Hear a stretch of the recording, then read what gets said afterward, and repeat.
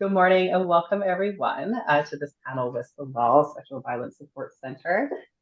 Today we're going to be talking, I have these four amazing panelists with me, and today we're going to be chatting about the relationship between medical transition and sexual assault. Before we go any further though, I want to offer a land acknowledgement to the territories that we're all on.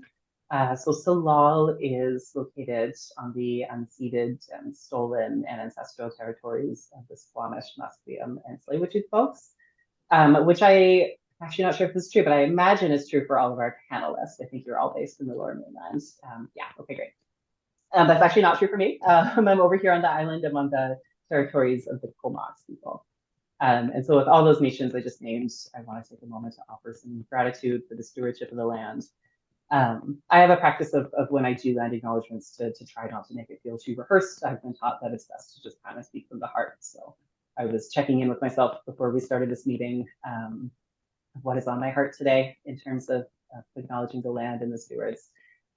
Today I'm thinking about, it's a tough time for trans people. We're really watching our rights get rolled back right now. And I think now more than ever,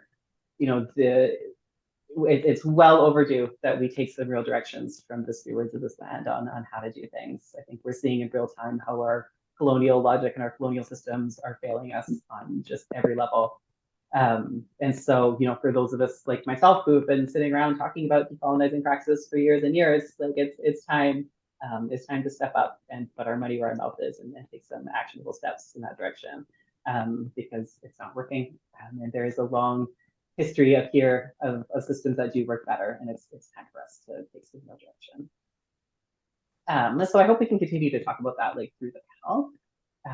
I'll introduce myself quickly before I introduce everyone else and maybe tell you a little bit about the project. So I'm Felix. I'm lucky enough to have worked with Salal in a handful of different capacities over the years. Yeah, and I've been lucky enough to be a part of this Salal's project towards trans inclusive or trans specific sexual assault services for a long time. On and off this for 8 years now, which is very cool. So this project that we're actually just wrapping up. This is kind of the last hurrah for this project. Back in, oh gosh, I want to say 2017, Salal got our first little pot of money to do some project work around increasing access for trans people to the sexual assault services. Yeah, so it's been a real journey. So there have been 2 projects kind of over that time. And so our final project is actually just wrapping now. Which is to say that Salal is about to share into the world a really, really beautiful blueprint that kind of summarizes all of our work. So if you're curious about what's happened over 8 years, what kind of actionable steps Salal has taken, and there have been a lot, what kind of the sticky, tricky parts have been, what the smoother parts have been, and especially if you're service providers or other folks working in sexual assault centers who are looking to improve access for trans people, this is going to be a really, really robust resource based on program evaluation, based on community engagement.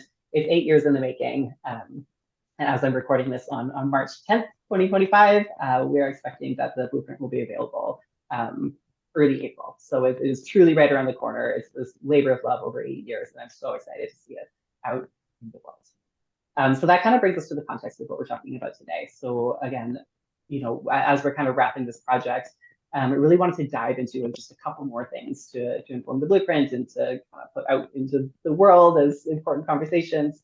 Really wanted to make some time to talk specifically about the relationship between medical transition and sexual assault. So with all that said, I'm going to introduce our panelists because that's enough of me talking. These folks have some really brilliant things to say on the topic. So I'm going to introduce, and maybe when I read your bio, you just give a little wave so people can see who is who.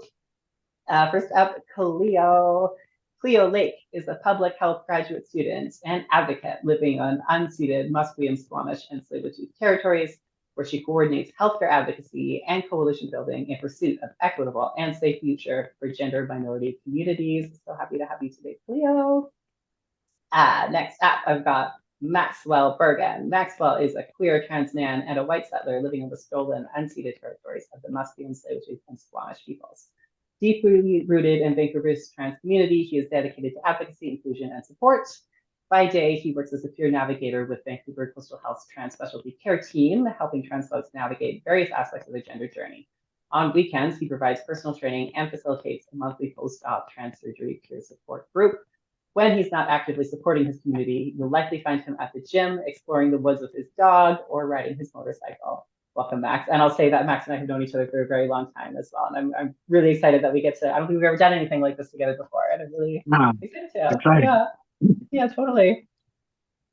Next up, we have Lonnes, is a downtown East Side community worker, a board member of the Society for Advocacy for Gender Affirming Healthcare, SAGA. If you don't know them, stop this panel or stop this recording and go Google them because they're awesome.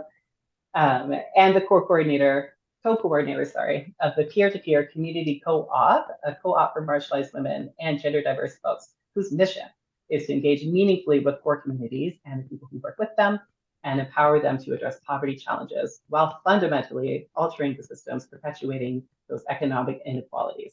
In her free time, Lonnes writes romance filled with sexy aliens, which I want to know so much more about. Maybe we'll work it into the panel today. I don't know. If not, consider it a teaser. Everyone go look for Lonnes alien erotica. That's awesome. Last but not least, we've got Daniel, is a mixed settler living on the lands of the Musqueam, Squamish, and Tsleil-Waututh nations. He's a harm reduction worker primarily focused on party and play communities and a social work student. In his free time, Daniel enjoys crafting, typically juggling between 3 to 4 unfinished projects at any given time. Daniel, I can relate to that. If you ask my partner, they would give you some horrible body count of the amount of yarn projects that are in our living room right now. So relatable. Okay, let's get into it. Yeah, so I think everyone here is going to have lots of good things to say about all the questions. So we'll just kind of popcorn through them and feel free to share whatever comes up for you. First question. So before we get into it, hoping that we can offer, so knowing that some of the folks watching this are probably going to be like earlier in their understanding of transness, which is great, and we're super glad you're here if that's you. But hoping before we can get too much further, if you folks maybe want to offer a definition of medical transition. So this is one of those questions that is tricky because we might think we have an easy answer for that one, but I promise that we don't. So I invite nuance and complexity to that question. So yeah, who would like to get us started with the definition of medical transition? Yeah, please. Hey, okay, so basically medically transitioning is anything you want to take physically and medically to change your body. So that can mean lots of different things for different types of folks. And it can be anything from hormone replacement therapy to sexual reassignment surgery. And it's a spectrum and it's different for each person. So it can involve lots of different pieces. So anybody else? No, I think similar lines. But I've just legally changed my sex, so I imagine that there's going to be a different type of transition that happens within the medical system as I readjust to how doctors view me and interact with me for other types of healthcare as well. But yeah, primarily it's like my hormones and surgeries. Yeah. I would say I would frame it also as accessing care and care that you need. I think medically transitioning is just like when you have a cold and you go to the doctor and you're like, hey, I have a cold and I need some help. That could be also medically transitioning in some ways. Really? Yeah, and I guess I'll just add, I don't know, all of the things that we feel like we shouldn't have to say, but often do, which is that these are evidence-based, consensus, widely known to be protective to trans communities' health, and folks who are seeking out this kind of care, they know who they are, they ought to be listened to, and providing this care can make a really, really profound difference in all areas of their life. So yeah, medical transition is great. It's awesome. Check it out. Thanks. Yeah, so what I'm hearing from I think all of you is like this is healthcare. It's I think medical transition is one of those things that's I don't know, to my mind anyways, it feels both like profound and nuanced and complicated and also not. Because like we're just talking about medical care, we're talking about folks needing support in order to like change our bodies or shift our experience of our bodies like to align with what we know to be true about ourselves. I think the other thing that stood out to me was this sense of access to medical care. So we all know about social determinants of health, like folks across different marginalizations, different oppressions and privileges, like will have different access to medical care in all kinds of ways. And this is definitely another way that it can show up. So like I know that when I've worked with like multiply marginalized trans people, the question of whether or not to access medical care in terms of medical transition isn't actually always top of mind because we're talking about folks who have like survival needs that are coming first. The question of like, do I want to access medical transition comes after, like, do I have a roof over my head? Like, do I have food on the table? And so it becomes like both this very like straightforward thing like we're describing as medical care and also this very complex question of like access in the same way that I think like medical care.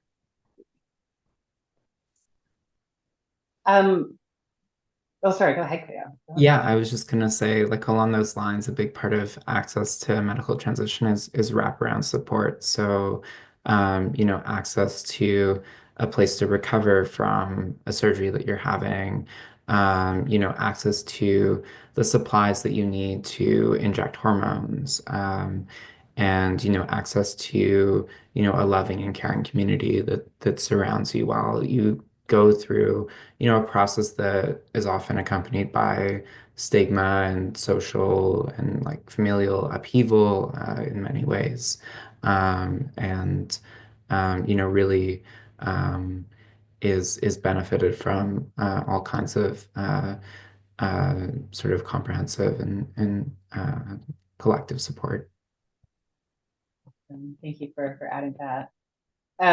So when I think about, bodily autonomy, like we're trying to make the connections here between medical transition and sexual assault. And so when I think about bodily autonomy, medical transition on the surface feels like a home run. It feels like, there's this change that I really want to make to my body and it's my body, so I get to do what I want with it.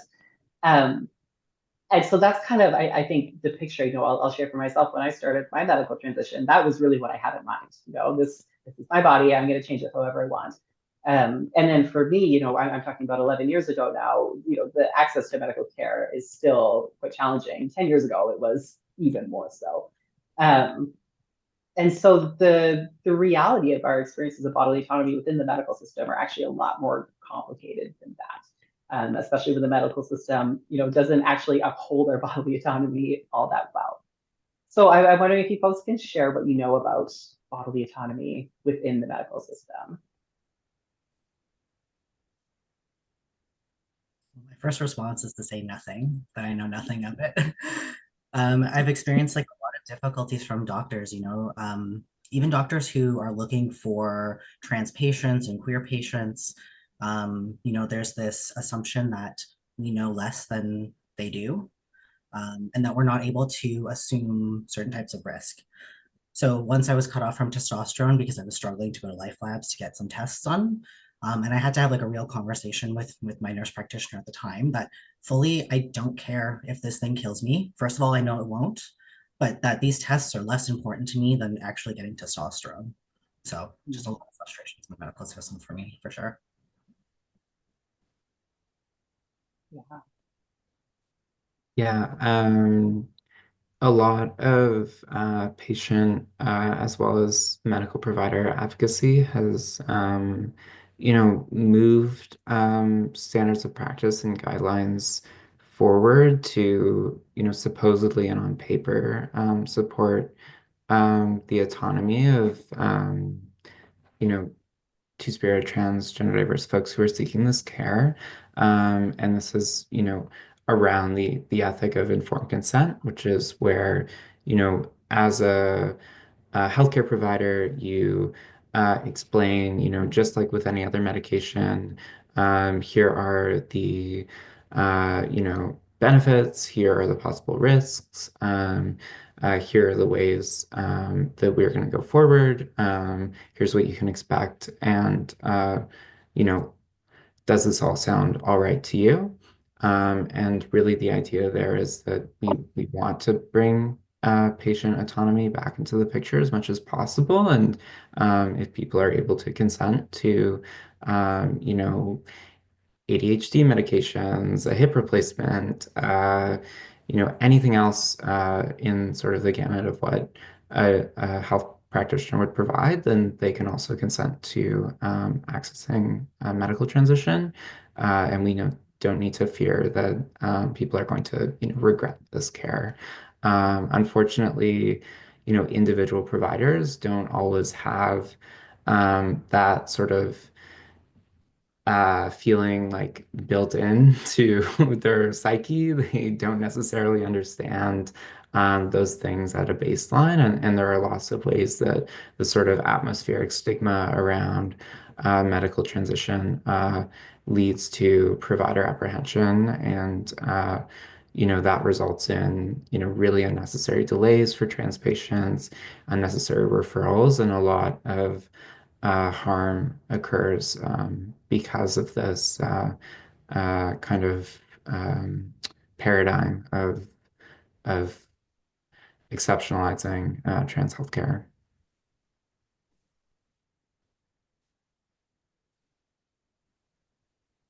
Yeah, I'll share a little bit kind of from my experience. So like I said, it's I'm coming on 11 years, and which time-wise means that I squeaked in right before these kind of WPATH standards. So for reference, like my medical transition is about, I can't remember, probably 6 months older than TransCare BC.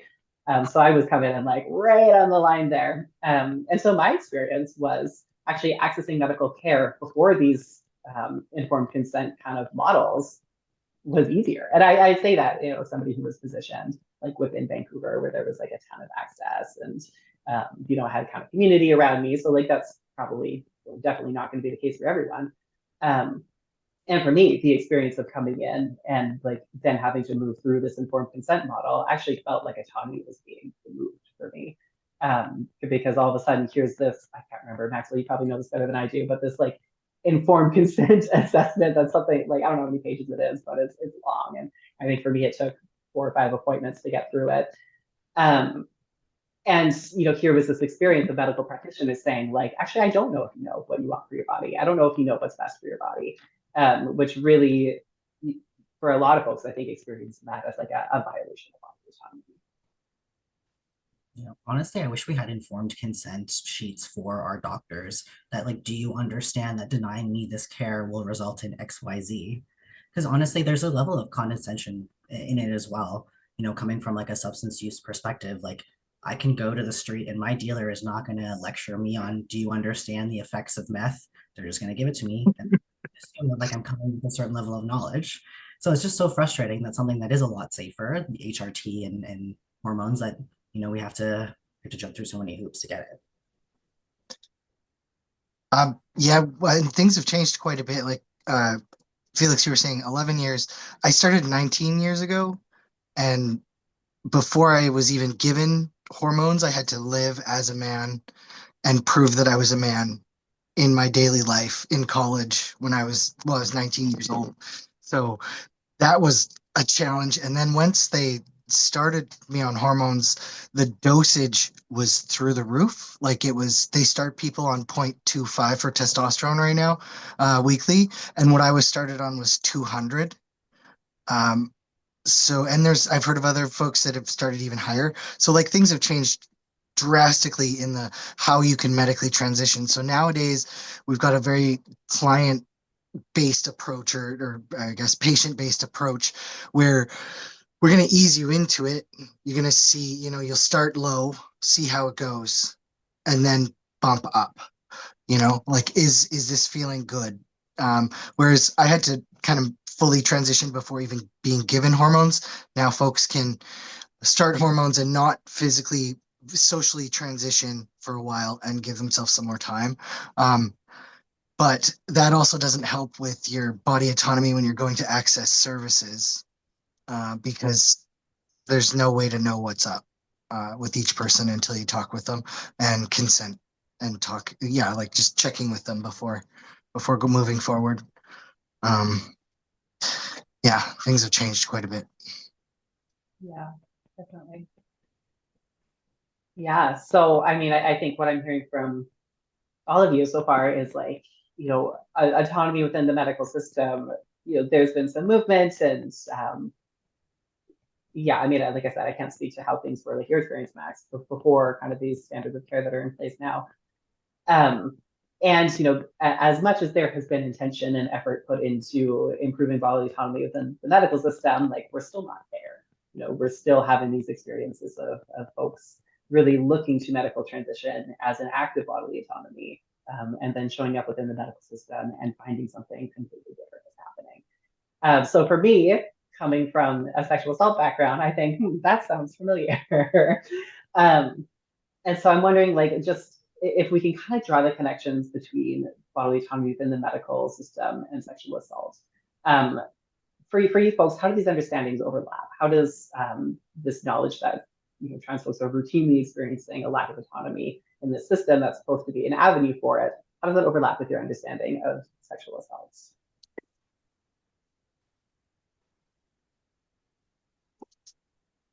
Well, I think when we think about whose bodily autonomy is respected or not respected in a medical system, we see the same in real life, which is whose bodily autonomy is going to be respected. And often, like I know as a white woman who went to university, who's an immigrant, who has the knowledge and quote unquote culture to advocate for myself, it's more likely that my bodily autonomy is going to be respected. And it's more likely that in my daily life, I'm going to be less at risk of gender-based violence. And then when you think about poor trans people, when you think about racialized trans people, then that changes quite a lot, right? I work in a downtown side, and so we see how people are treated in their daily lives with trying to access services. So there might be housing services, there might be medical services. We see a lot of parallels between how they're treated and how they would be treated at trying to access healthcare. And so we see that quite a lot. And so the more marginalized you are, the most likely you're at risk of suffering from gender-based violence, and the more likely you're at risk to suffer even worse consequences from that violence, right? If I go to a medical appointment and my doctor is like, I don't know anything about trans healthcare, I can't help you, I have a lot of tools that I can use to be like, you're wrong, what you're saying is not true, and I can defend myself, I can fight for myself. If a doctor tries to push something onto me or my body that I do not want, that I'm not okay with, if a doctor touches me the wrong way or whatever, like I can speak up and I feel confident, powerful, safe enough, privileged enough to speak up. That's not the case for everyone. Yeah.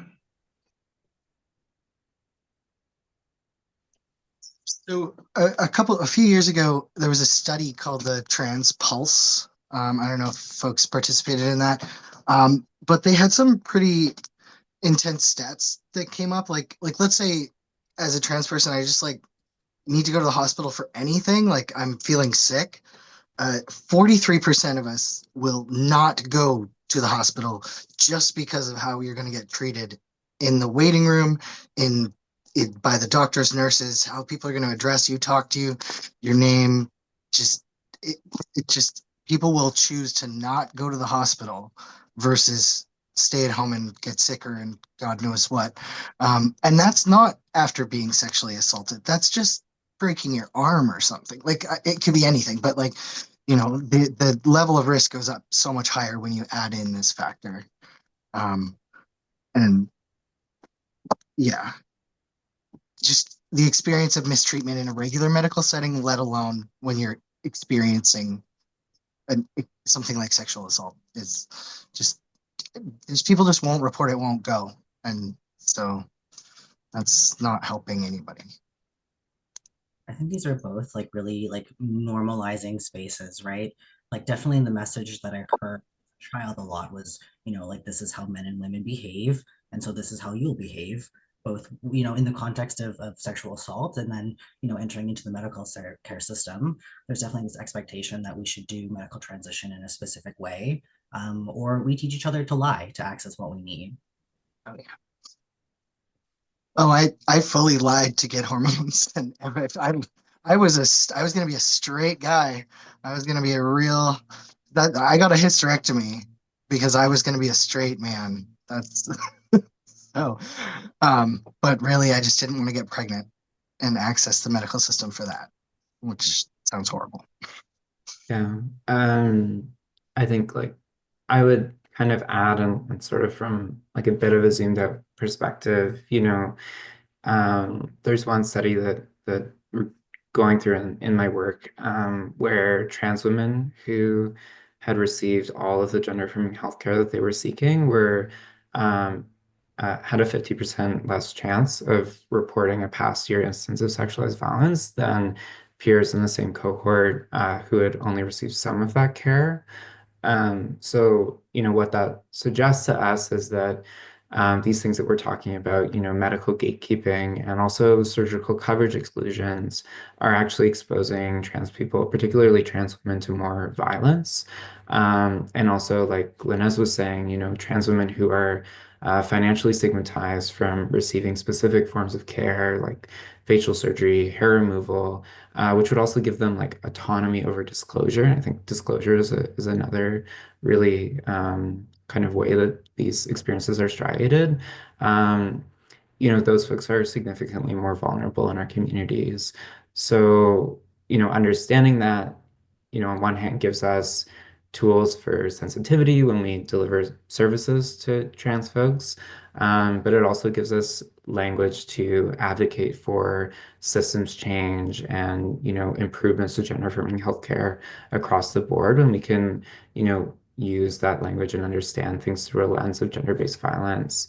And the autonomy piece, right? Like autonomy over access to gender affirming healthcare is a really central struggle for so many trans people, especially trans women and trans sex workers, who are often putting their earnings towards, saving for medical interventions that aren't recognized by the health system, but actually are recognized by WPATH. And just paying for their hormones day to day. And then that's also reflected in the data. We see, higher rates of sex work in gender minority populations, higher rates of poverty. And our communities are experiencing marginalizations that arise from the way that gender minority status is stigmatized, and then that just creates a revolving door and a vicious cycle where if you can't get the care that you need, you have a greater exposure to violence. And as Max is saying, you may just be so afraid of going to the doctor's office or going into the ER that you're just not going to access healthcare in any sense. So a really, really complicated slew of factors here. Yeah, thanks, Cleo. I want to, in a sec, I want to ask folks a little bit more about that connection you're naming between medical transition and sex working communities. I'll say that's also been like a very integral part of Salal's Trans Inclusion Project is as a feminist organization, trying to do better and like align better with sex workers has been a really integral part of this project. So I want to ask you guys about that in a sec, but just before I do that, I want to really name like one thing that I'm hearing. It feels very central to this for me. I think, Daniel, you talked a little bit about normalizing experiences. So if we as trans people are experiencing, violations of our bodily autonomy on the regular in medical systems, that really sets the conditions for sexual assault. So if we as a culture are imagining trans people as people who either don't have bodily autonomy or who it's okay to step over their bodily autonomy, that's a pretty clear thread to sexual assault. And I think there's so much to be said about how those two things connect, how they reciprocate and like co-create each other. Yeah, and so I think in our cultural imagination, there's a myth about trans people as being people that are acted upon in the medical system. So there's something wrong with me. We've all heard the horrible like I'm trapped in the wrong body kind of story that, like, to your point, Max, I certainly touted that when I was first trying to access hormones. Yeah, I think those kind of myths can set up this cultural imagination of trans people being people that need to be rescued by the medical system, and who can't be trusted with their own bodily autonomy in a way that just is a direct line to sexual assault. And we see that at Salal. We hear that in the folks who call the crisis line and who access services. It's very, very clear how that kind of structural lens to it plays out. I could talk about that all day, but I do want to ask you a little bit more about the connection between sex work and medical transition. Anybody like to share a little bit about that connection? Well, it was already said, but medically transitioning can cost a lot of money. And it's a financial barrier in a big way, which can lead to an avenue of how do you make that money? And sex work can be a way to do that. So. Yeah. I think what Yeah. sometimes people don't account for is, the time, if you do have like a job in the mainstream economy, it's the time that you would have to take off work. Do you have benefits to cover, some of the surgical binder? Like mine was like maybe $30, but for someone who doesn't have a lot of disposable income, like $30 is a lot. Yeah, and I also think about like, the procedures that are not covered in BC, or even the amount of wait time that people have to go through to access these, basic levels of care. It might actually be worth it for someone to do sex work and then fly internationally to do that because, for the sake of their health, for the sake of their well-being, that's what's most important.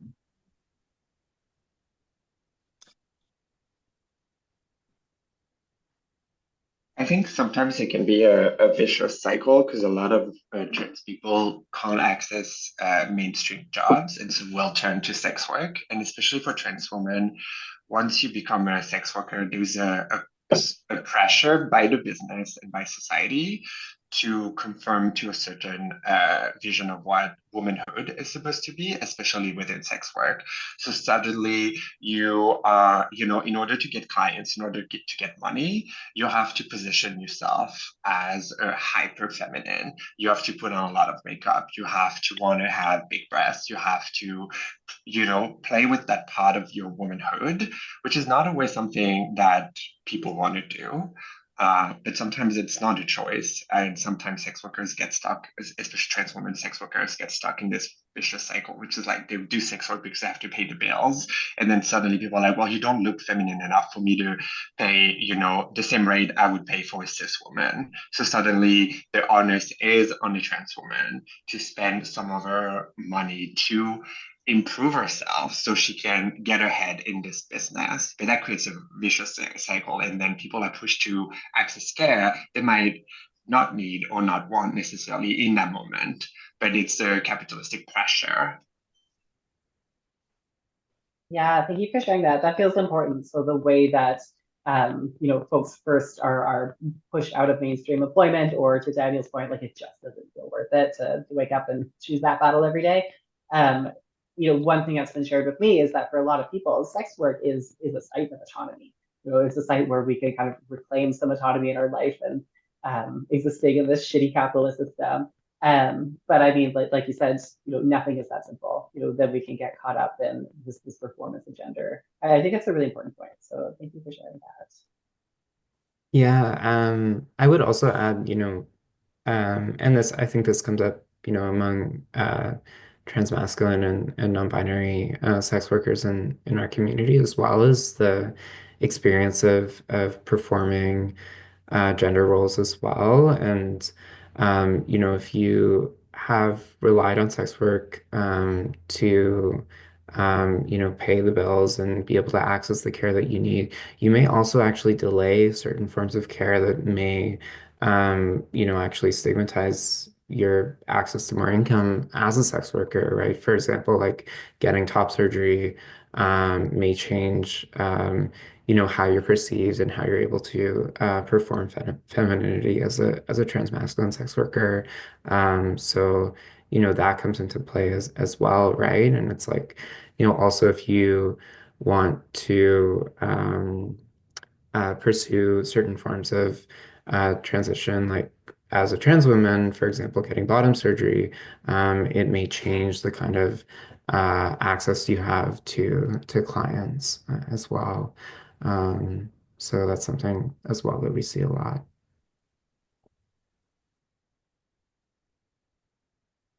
Yeah, I think what one I want to follow up on that, Cleo, because like what I'm hearing, like as you're talking about that, the word that's in my mind is fetishization. So I want to ask you folks about fetishization. This keeps happening, but like I want to name something before I do that. So one thing, you know, if when y'all get the chance to read the blueprint, whoever is out there watching this, one piece that you'll find in there is this piece about medical transition and access to services along gendered lines. So I'm going to spoil a little section of it to say that, you know, we still have real challenges in the gender-based violence sector around medical transition and access to things like shelters, transition houses that are often designated as like women's services. And unfortunately, we still see it where there are a lot of funny rules on the books about who is allowed to access. So we'll see things like, you know, trans women are able to access if they look like what I think a woman should look like, if they've been on hormones for X amount of months or whatever. And I always encourage folks to bear in mind that, you know, when we're talking about medical transition, like we talked about some of the ways that the access to that is very gatekept for people. And you know, I always say it's expensive. Like this stuff is not cheap. A lot of it people end up paying for out of pocket. So if you're excluding people from, especially women's services, based on the sort of notion of needing to have medically transitioned to some degree that someone else has decided about, we're excluding people who are in poverty. And if you superimpose onto that all of the very many reasons why trans people are more likely to be in poverty, you know, you're excluding quite a fair bit of folks. So if anyone out there is in the position to be building policy around, you know, who is able to access things like shelters, transition houses, I really encourage you to bear that in mind. That, you know, access to medical care is so gatekept. But I think we need to think a little bit beyond that in terms of thinking about human access. But to sort of loop back around, you know, hearing you folks talk about the connections between sex work and various parts of medical transition, like I said, the word that was really in my mind was fetishization. So I want to open it up and ask folks a little bit more about the connection between fetishization and medical transition for trans people. I know y'all have lots to say on this. And so the link between medical transition and fetishization and what all of that maybe has to do with sexual assault as well.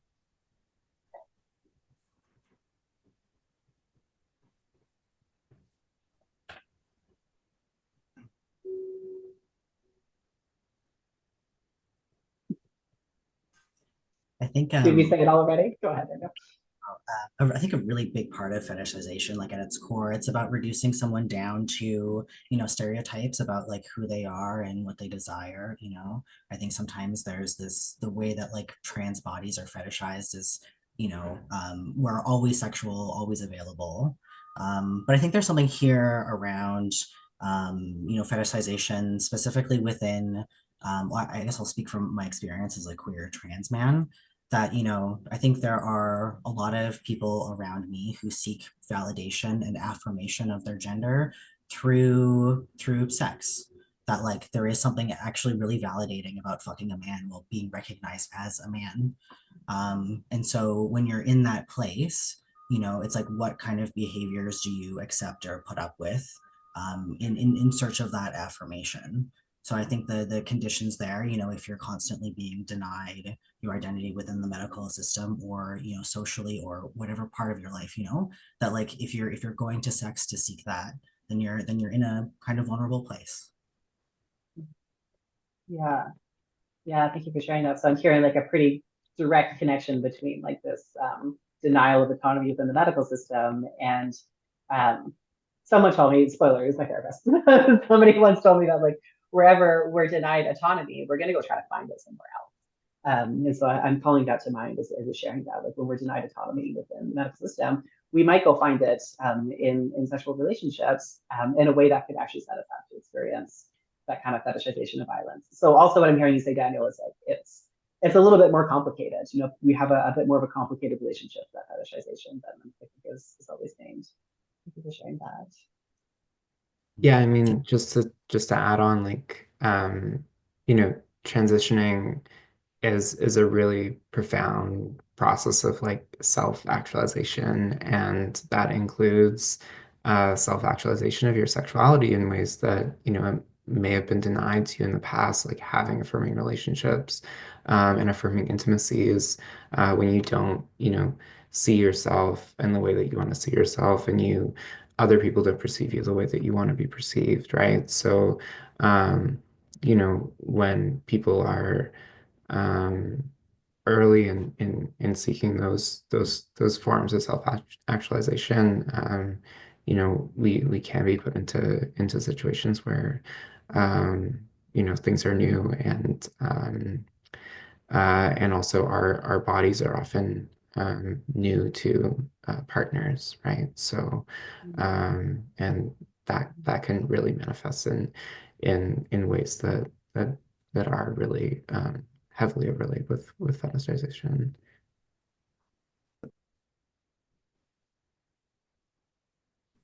Yeah, I think as well, there's kind of a link to be made between the medical curiosity that we were talking about earlier and this experience of fetishization as well.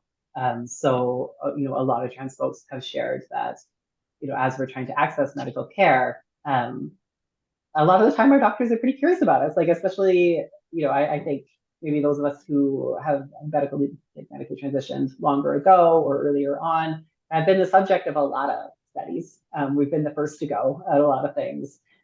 Sometimes I cringe to think about just how many case studies I've been a part of over the years, because the body of knowledge just didn't exist. Like I said, like somebody kind of had to go first. And I know that folks have experienced a lot of curiosity from the medical system, a lot of questioning, a lot of research that is not always directly in service of trans people, but maybe more so in the service of cis people's curiosity about us. And so when I think about that, we can draw a pretty direct line to the way that we're then fetishized out in community. Like similar to the piece about autonomy and sexual assault, when this curiosity about trans bodies is so normalized, again, that really, really sets the conditions for how sexual assault can play out in our communities as well. We might be fetishized in a way that we aren't into, if that makes sense. Like parts of our bodies we might not want to be be sexualized, and it won't align with the gender we're trying to feel, and using certain terms and parts of our bodies and being kind of, I want to say, chased by people just doesn't feel very good. Yeah. Go ahead. Yeah, no, there was something about fetishization that I wanted to mention. I think also like it's I think popular culture is to blame for a lot of it.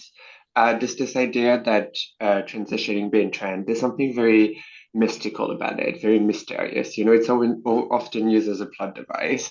And I've never heard someone say, "Oh, I would be so curious to sleep with a cancer survivor." That is not something you hear, right? But you do hear people say, "Oh, I've never slept with a trans person. I wonder how that's like." And I think that's like also part of what I think popular culture plays a role in that, in how trans people are portrayed in popular culture, and we are portrayed as mythical creatures, very, very one in a blue moon person, and it's not the case. Transitioning, accessing care, it's very boring. Being a trans person can be very boring, right? Like the fact that I'm a trans doesn't make me interesting. The fact that I'm a crazy French woman who rides sexy aliens makes me interesting. And I think popular culture has to like rein in it a little bit. That reminds me of one. I got a message once on, I think it was like Squirt, and this guy was like, "Whoa, like trans sex is so rare." And I'm like, "For who? All of my sex is sex." Like, Yeah, definitely. It's like I'm going to spoil a little bit more of the blueprint that's coming out. One of the findings that we really had was like to draw a connection between the kind of outward transphobia that might manifest as violence, like queer bashing or even hate speech. I often describe it as two sides of the same coin, where the other side is fetishization. So if we're like fetishizing people, which may feel like a bit softer, like I'm into you, I want to have sex with you because I'm curious about your body parts or your gender, the other side of that coin is actually like violence towards us, is the kind of stuff that makes the news a little bit more.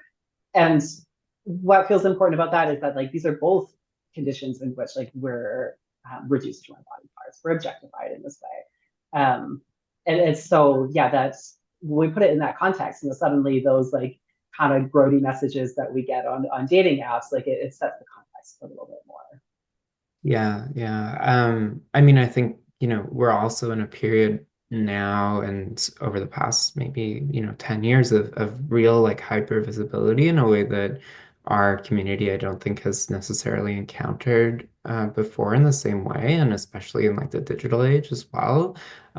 So, at the same time that we're facing, all of these extreme policy and legislative and political attacks on our autonomy and the way those are manifested through the restrictions and against medical care. Um, at the same time, we see like adult websites reporting that search terms for trans women and trans men and non-binary people are skyrocketed, and some of the highest, they exceed the searches for, cis women, for example, right? Which is not what you would expect necessarily. So it just shows, I think, the way that, the desire to, um, in a heavily constrained, very, cis heteronormative society, where there's all this, especially for cis men, the pressure of hypermasculinity, the non-normative, kind of wrong or dangerous or, reviled or dehumanized is actually um, what is sexually desired, and we see the way that has really played out over many decades and particularly grotesque and awful violence against trans women, which is interfacing with trans misogyny as well, which we can get into. But yeah. Yeah, thank you for sharing that. Yeah, one thing that's coming to mind for me, I think we've talked a lot about like systems level violence, and then we talked a little bit about violence coming towards queer and trans community from outside, or maybe from straight men or cis men. Um, I wanted to take some time to talk a little bit about violence that can happen within our communities as well. And so I always like this one can be a little bit hard to talk about the ways that queer and trans people can actually enact violence onto each other. But I will say that it's been like a significant finding of Salal's work over the years. And so, but before we talk about it, I want to talk about the fact that it's hard to talk about, and ask you folks if you can share a little bit about why is that? Like, why is it that it feels so challenging? Like, I get a knot in my chest whenever we get to this part, and it's time to start talking about inter-community violence. It's so I want to ask you folks if you can shed a little bit of light on why that can be so hard to talk about. Well, it's supposed to be a safe place, It's supposed to be, we're supposed to respect each other in a different way than the cis people outside. Mm-hmm.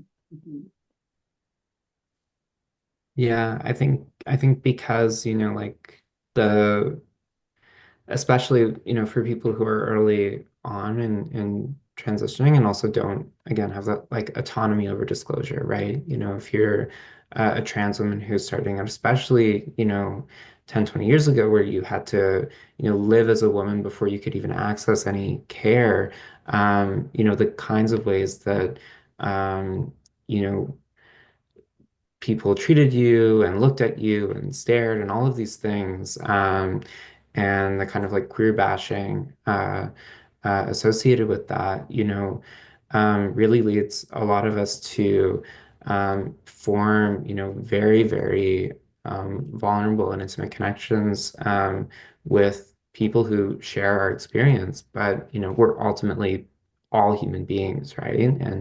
You know, um, and I think it would be, um, a disservice to pretend that, trans people are somehow, morally like, you know, above everyone else. You know, we're just human beings like everyone else, right? So, but sometimes when you're facing the kind of violence that comes to you from like, you know, society, the patriarchy, you know, all of the ways that you know, we're driven to this sort of like agoraphobic mentality.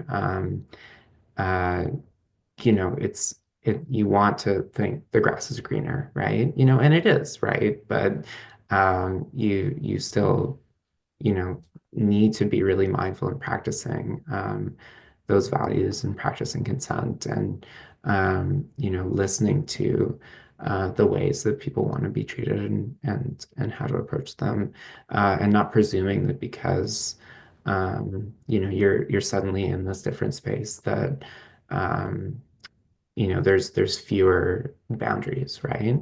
Um, but yeah, I don't know.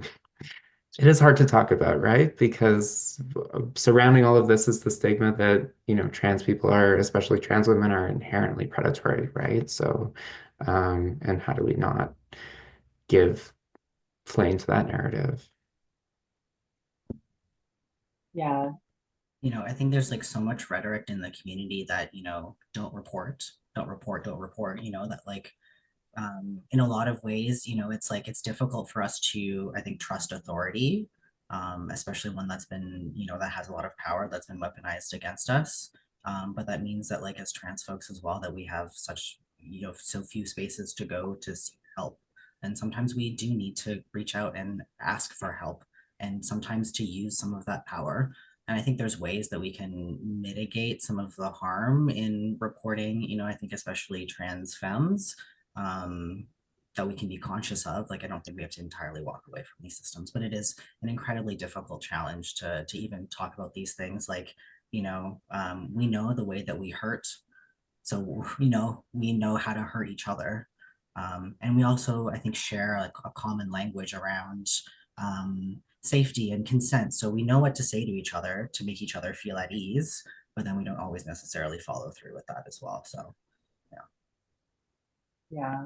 Thank you all for sharing. And like I said, I recognize that this is really challenging. Like, it's really hard to talk about. I think, you know, when we can understand that we're existing, this community sometimes feels like this little bubble that's existing within this like wider context where the world is really harsh towards trans people. It's really hard to be a trans person in this world.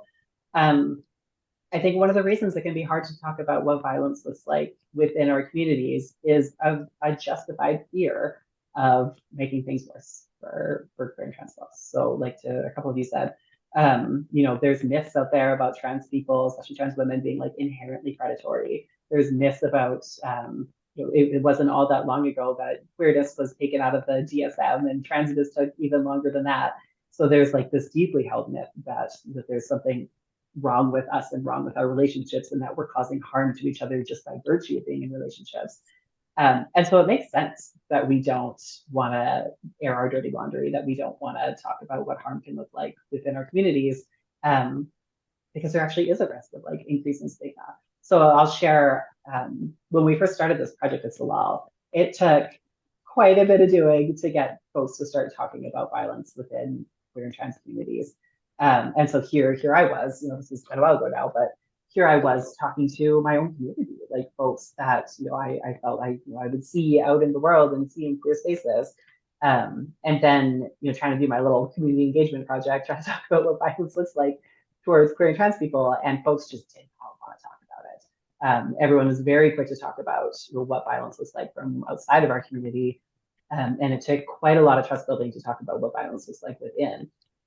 And, you know, it took a while to kind of put our finger on what that was. And it was really that, you know, service organizations, social workers, all those folks, you know, have the potential to increase stigma against queer and trans people when we talk about violence enacted within community outside of the context of violence enacted towards community. And so that sort of battening down the hatches and not wanting to talk about it, I see now, made a lot of sense. That was community trying to protect each other. And that being said, like, I really like what you said, Max, about, you know, this myth of queer community is supposed to be better than this. I think, you know, when we're when we experience a lot of hurt, like it's an adage for a reason that hurt people hurt people. So queer community is not a place where violence doesn't happen. It's not this like queer utopia that we've managed to create in like a shitty basement suite in East Van. Like the harm like trickles through us into our connections as well. And then we don't want to talk about it even more because calling out the person that everybody really knows, it's not going to be in your best interest. You know? Yeah. I also think, trans people often, especially, racialized Black, Indigenous trans people, sex working trans women, we have often experienced police violence, right? We've often interacted with carceral systems, and there is knowing the sort of some of the real horrors of the way police interact with trans community, I think,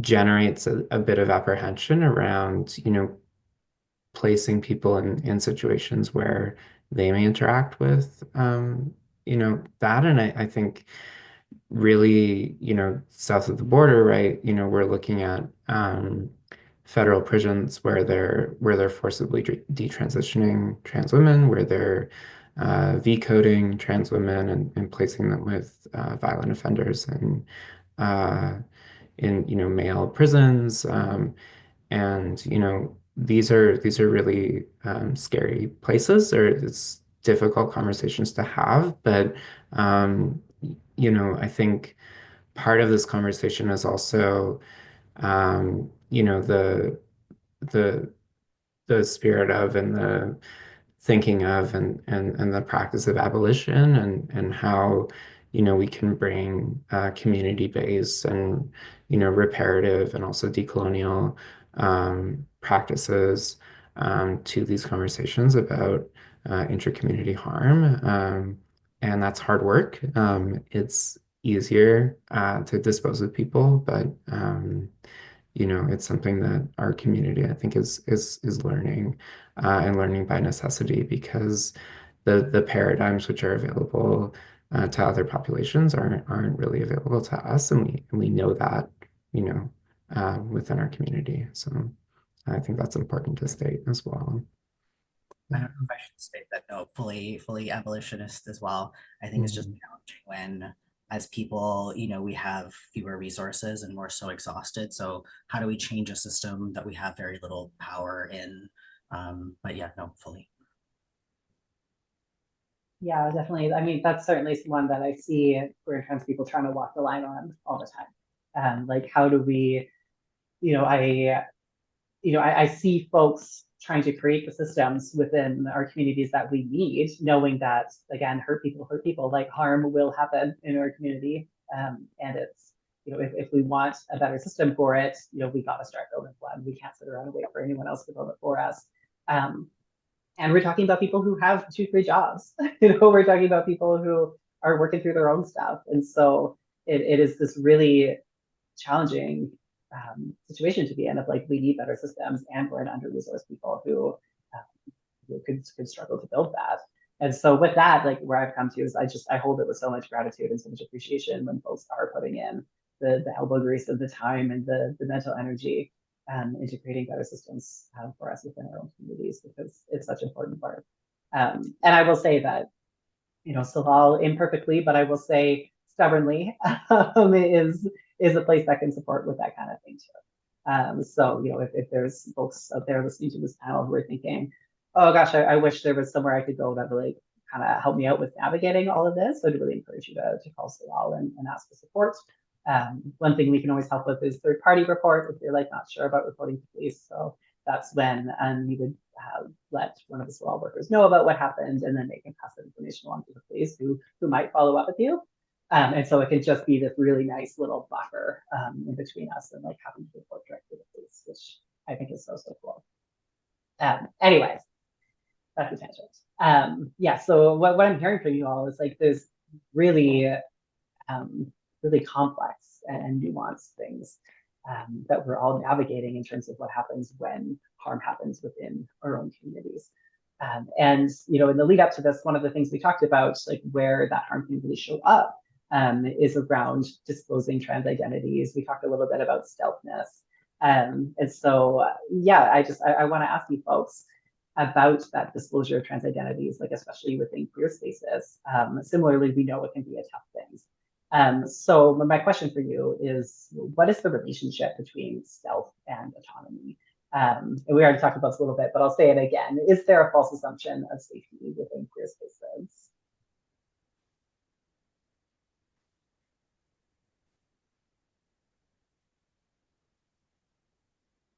I mean, yeah, I mean, yeah, I think there's also particular things to be said about, the way that queer folks who don't have trans experience interact with trans folks. And I think, part of that is fetishization, but also that, I think there's also an aspect of potential for, social exclusion, right?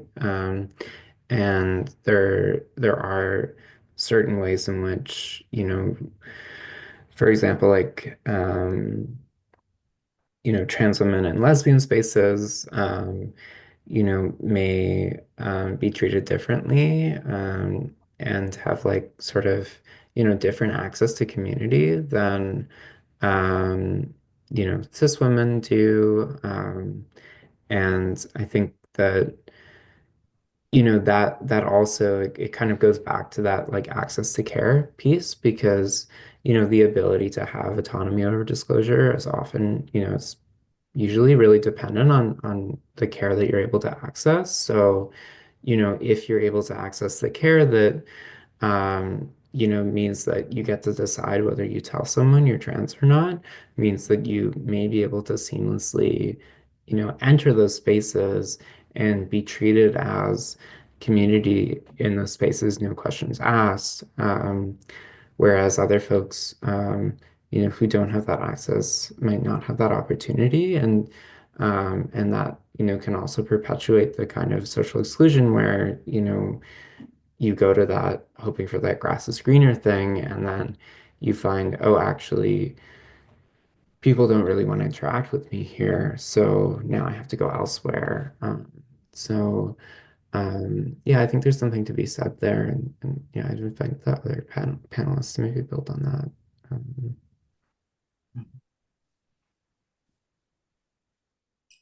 I think like playing stealth for me has definitely given me access to a certain type of autonomy. I found like when I was like meeting people off of apps, like, if someone's coming into my home, I need to make sure that they understand that I am trans, because if the reveal happens when the two of us are alone in my apartment, who knows what's going to happen. But when I'm out in the park, when I'm in a bathhouse and we're surrounded by, so many other people, if something goes wrong, I feel like I can yell out for help and someone will come look at least, and there will be an audience. But yeah, it is that kind of like grass is, I kind of want to touch on that like grass is greener as well, because I, have, successfully played stealth and still found that within gay men's spaces, like people are still handsy with me and that there are kind of, or like a little bit too aggressive with me. And so there is violence across, in all communities and all sectors, and the queer community is not inherently safer. So yeah, there's that kind of that kind of tension where I think, it was actually kind of nice to see that, like, it is not only me as a trans body that is experiencing violence in these spaces, that like there is something to be learned from that as well. But yeah, I mean, it is that kind of tension. And I do also want to recognize my privilege as a trans mask person playing stealth in that way.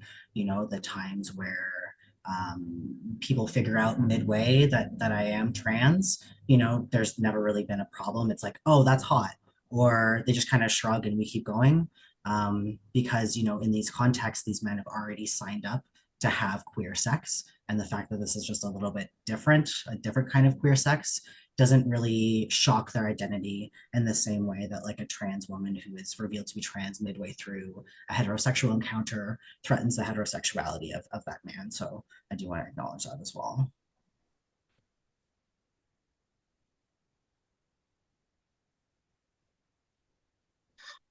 Yeah, I have a similar thing with the stealth. Not necessarily in the same way, Daniel, but like I pass as a cis white straight man pretty much 90% of the time unless I tell somebody or it's relevant to the conversation.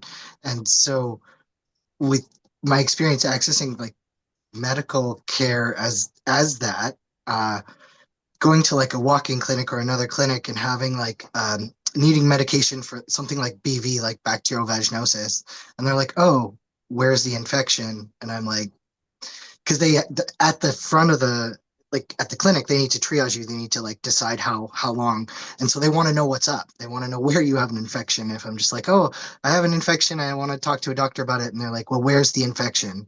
And it's really happened to me where I've been like, "It's in my vagina," and it's been so weird, the reception person, it's like disclosing that.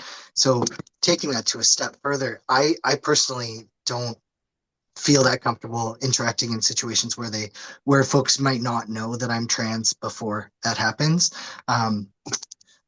But yeah, everybody's different, but yeah, my privilege is pretty high in that sense. So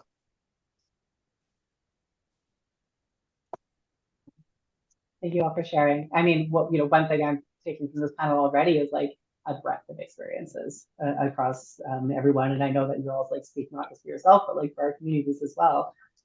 Which is to say that there's these things are really hard to pin down. It's really hard, and I think invites kind of a nuanced understanding of transness and trans communities that like we're not going to walk away from this with one tiny narrative about how all these things work.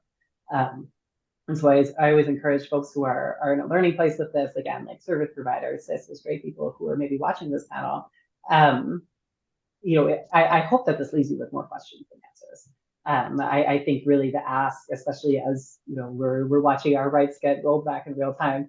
I think the ask is really that folks engage with the complexity of trans experience, really resist that urge to reduce us down to one story, to reduce us down to like one understanding. We're complicated and we're all different, and our experiences are so interwoven with everything else that makes up who we are and the way that we walk through this world. That, yeah, like, I'm so grateful. I feel like I spent the last 8 years talking to trans people about bodily autonomy and sexual violence. And, if somebody were to ask me an elevator pitch, sum it up in 30 seconds, I'm farther away from being able to do that than I was 8 years ago, by a long shot, because the breadth of experience and complexity is just so much. So I'm going to be that guy. I'm aware of the time. So we are coming up on time. I really want to thank you all for everything that you shared today. I want to give just like one more moment. I know when I'm on a panel, sometimes I leave and I think like, I was waiting for my chance to say this thing and my chance never came up. So I always like to hold just like a little bit of space at the end. And I'll just open up the floor one more time for any closing thoughts you folks might have. If there's a burning thing that you came here to say and you didn't get to say, this is it. Yeah, I realized that on this panel there's a lot of like queer trans experience. But I did just when Daniel was saying about, the experience of danger and disclosure for straight trans women, I think that's one of the most acute experiences of violence that we see. And, overwhelmingly, I think we'd just be remiss not to speak to the fact that overwhelmingly the reports of sexualized violence, the reports of murders of trans folks, do target trans women and do target trans women in situations of intimate partner violence. And, that's heavily to do with trans misogyny, which is, the dual dehumanization and fetishization of trans women's bodies, and uh, the way that people interact with that, and also the trans panic defense is another thing that I think we didn't get a chance to get to, but just in further reading, I would say maybe go check out A Short History of Trans Misogyny. It's a really, really great read that gets into this topic and talks about how also colonialism has really created these conditions of violence against our communities, and which impact not just trans women as well, and kind of all gender diverse people, two-spirit folks, all sorts of culturally specific gender identities as well that have really been flattened into this very, very repressive system that we live and think is normative, but really isn't. So as we try to strike out of that box, really coming with that framework and understanding of that history is so important. So that would be like my final thing to say. Is just shout out to straight trans women. Y'all are really going through it. We're here for you. and, attention needs to go there as well. So yeah. Mm-hmm.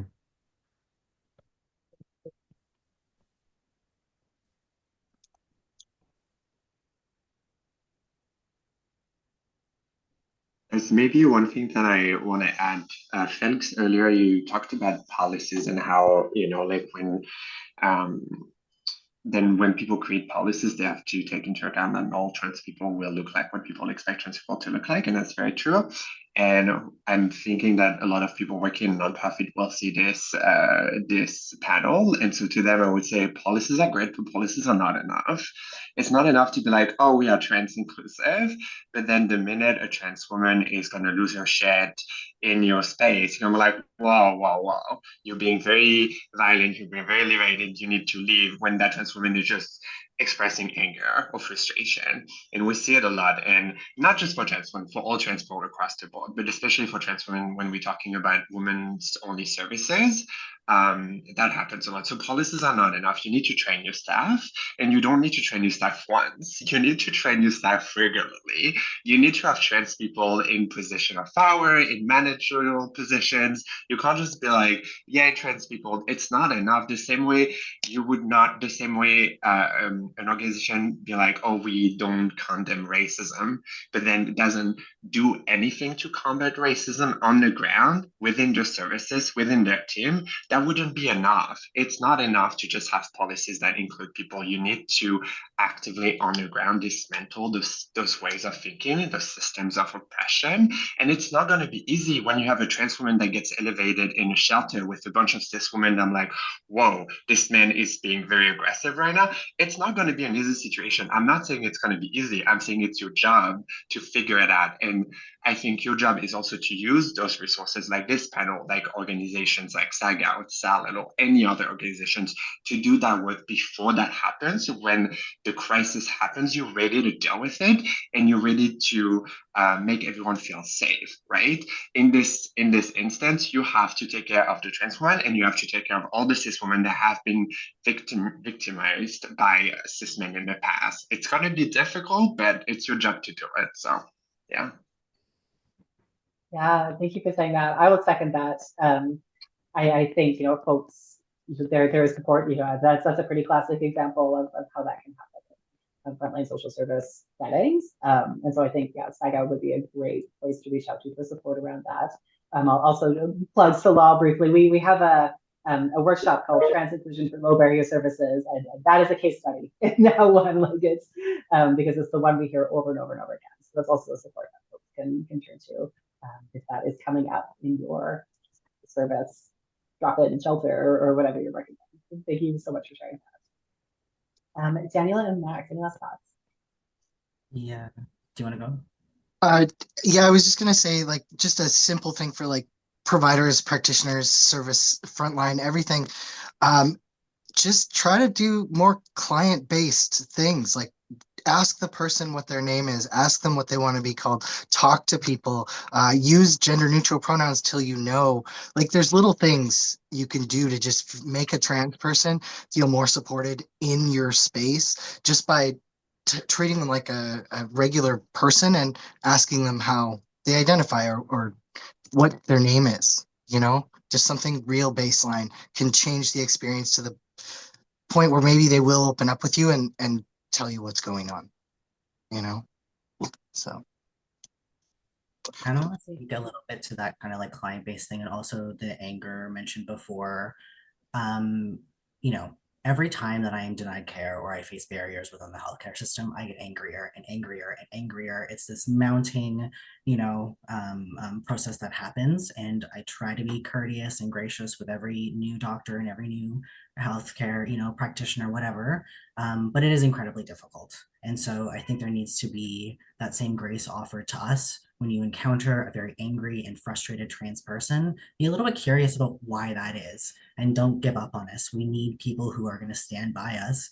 It's like, of course, you have to have boundaries as service providers, but let's be a little bit flexible with community members who are historically and continually denied this level of care. And I think, there's this rhetoric within, especially among like community-based organizations and sometimes a little bit in healthcare, that, we need to share power with our clients. And I think there needs to be a real critical analysis of what that actually means, because you are not sharing power. At the end of the day, at the drop of a hat, you can decide that what you've given us, that little bit that you've given us, you can take it away. So ultimately, we don't hold power in those situations. But I would be encourage service providers and doctors to be curious about your patients, but in the right way. So, what you were saying about like, I hope that you leave with more questions than you started with this panel when you're watching. And some of those questions should be, for each individual client, what is important to you? But also, what is your capacity and what are your barriers? And then really, really getting to know your client in that way and letting them, as much as possible, lead the experience. So. Well, thank you all so much for everything that you shared. There's some really, really rich things that I really appreciate having all of you here. For those watching, please keep an eye out for the blueprint coming your way soon. There's also, if this has sparked your curiosity, there's all kinds of stuff out there that's also recorded in the past that gets into a lot more of this stuff more deeply. And yeah, if you're a trans survivor watching this, please keep that Salal is here for you. You can call our 24-hour crisis line anytime. I feel confident in saying that I have faith in all of our crisis line volunteers and workers to do a good job of supporting trans people, and all of our workers across the organization for that matter, which truly, I'm, as I said, this work has been very close to my heart for a very long time. And this is kind of the last thing. This is the last piece for this very long and important project. So it's been really lovely to share this moment with all of you. It's been such a joy and an honor to work with Salal all of these years. And truly, like, I say this all the time, I'm gonna have to retire the shtick after today though. To watch a 40-year-old second wave feminist organization really come through for trans people has been like truly nothing short of miraculous. It's been such an honor and a pleasure. And so I want to extend one last moment of gratitude to Salal and all the folks who have been a part of the journey all the way along. One last moment of gratitude for our panelists. And with that, we will